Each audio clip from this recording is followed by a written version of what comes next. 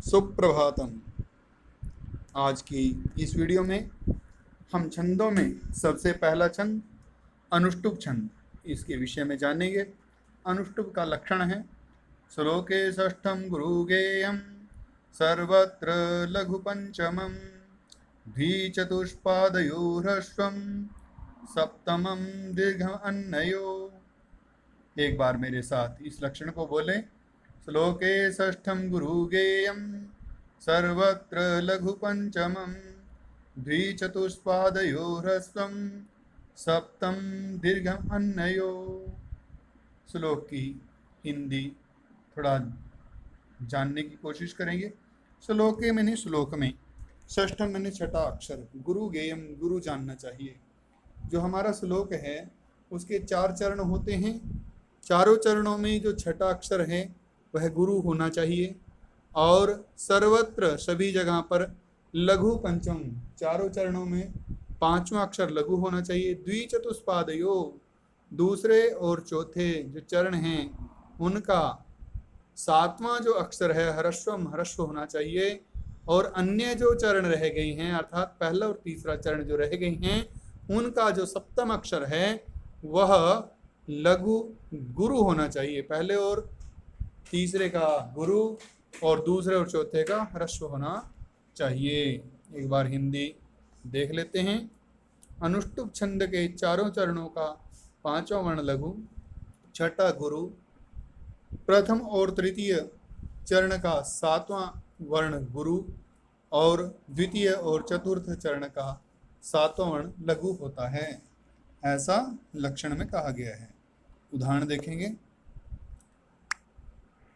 क्राग्रे वसते लक्ष्मी करमध्ये सरस्वती करमूले तु गोविंद प्रभाते कर दर्शनम।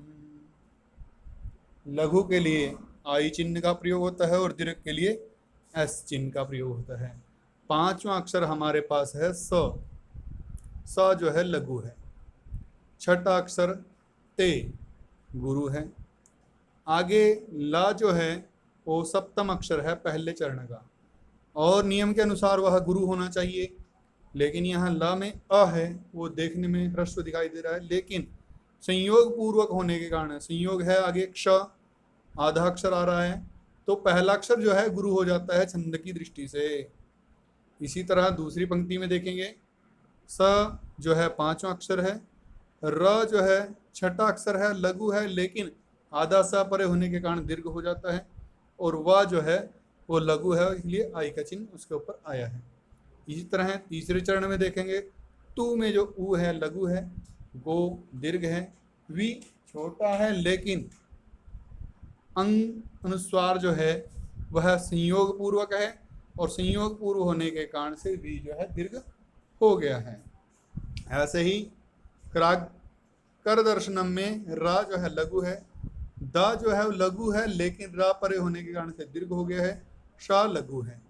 इस प्रकार लक्षण पूरा होता है पूरे छंद श्लोक में। और ध्यान से देखेंगे, पहले और तीसरे का 7वां अक्षर गुरु है और दूसरे और चौथे जो पंक्ति है उनका 7वां अक्षर लघु है। ऐसे ही हमने अन्य उदाहरण भी देख लेने हैं अनुष्टुप छंद के। इस अनुष्टुप छंद में हमें याद क्या करना है, मुख्य रूप से लक्षण, उसकी हिंदी और एक उदाहरण। उदाहरण में हम ये श्लोक ले सकते हैं। अन्य कोई श्लोक जो 2 पंक्ति का है जिसमें 8-8 वर्ण की पंक्तियां बनती हैं, 4 चरण बनते हैं, 32 अक्षर टोटल होते हैं, वह भी अनुष्टुप का ही उदाहरण माना जाएगा।